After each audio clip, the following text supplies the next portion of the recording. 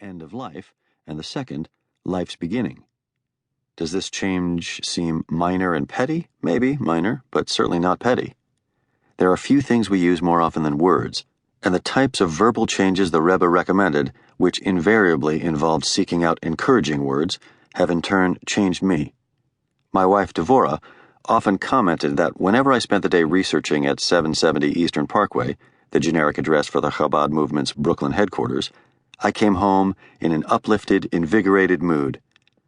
That is because Lubavitchers as a group are upbeat, a result in large part of the influence exerted upon them by the Rebbe and his teachings, even now, almost 20 years since his death. If one can make a generalization about so large a group of people as Lubavitcher Hasidim, one generalization I feel comfortable in making is that Lubavitchers exude a warm calm and optimism. They avoid negative language, and the mood they convey is contagious. I am a happier and more spiritual person as a result of writing this book, and I would like to believe more generous and less judgmental of others. All of these things would not have occurred if not for the fact that my life was consumed in learning the details of the life and thinking of the seventh Rebbe of Chabad. Similarly, the Rebbe's insistence that anything worth doing should be done now and not delayed, even in instances in which most of us would delay, has repeatedly caused me to act in a more forthright and direct manner.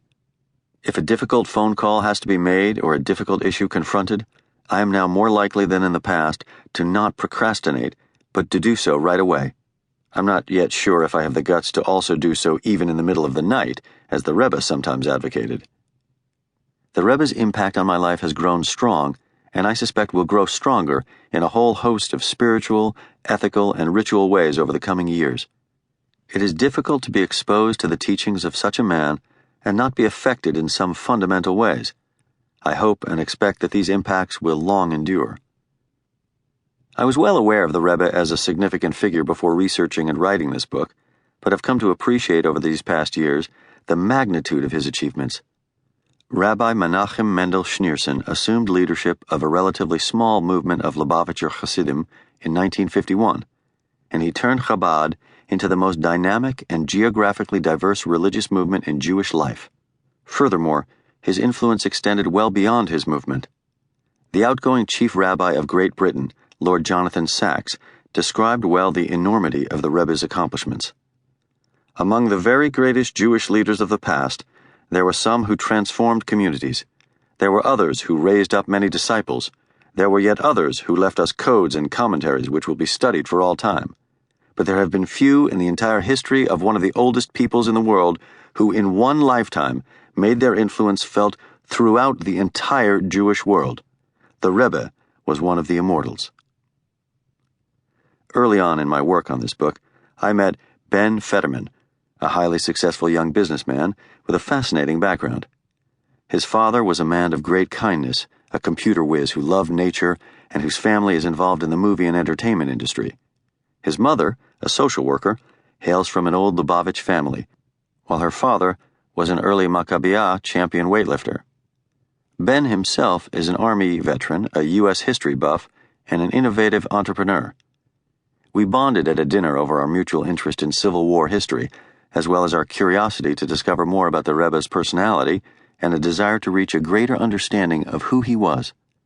Ben subsequently granted me the great gift of time by making it possible for me to devote the years necessary to bring this book to fruition.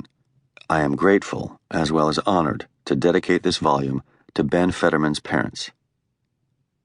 One of the great joys of working on this book was knowing the immense gratification of both my father, Shlomo Telushkin, of blessed memory, and my grandfather, Rabbi Nissen Telushkin, of blessed memory, would have in knowing that their son and grandson was writing a book about a man whom they so esteemed.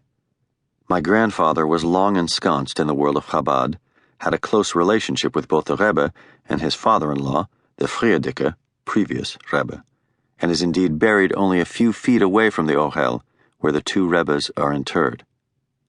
My father served as the accountant to the Rebbe and to his father-in-law as well. He held this position from shortly after the arrival of the Friedeke Rebbe in the United States, and was very proud of this connection. When people had a private meeting with the Rebbe, it was known as a yechidus. My father had an annual yechidus.